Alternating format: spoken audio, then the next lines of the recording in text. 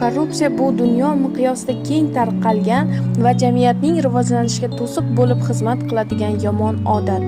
O'zbekiston esa korrupsiyani yo'qotish uchun juda jiddiy kurashni olib bormoqda. O'zbekistonda korrupsiyaga qarshi kurash uchun juda kuchli qonunchilik bazasi yaratildi.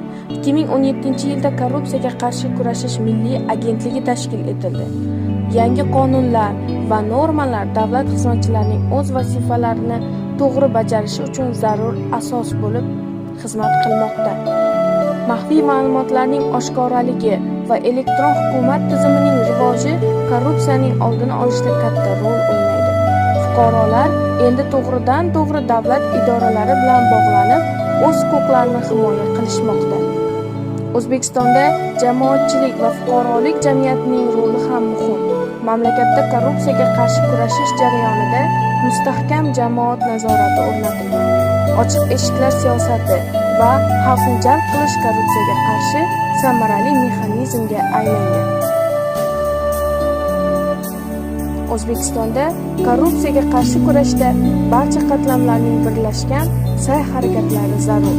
Tizimli islohotlar va ijtimoiy oyning o'sishi korrupsiyaning kamayishiga olib keladi.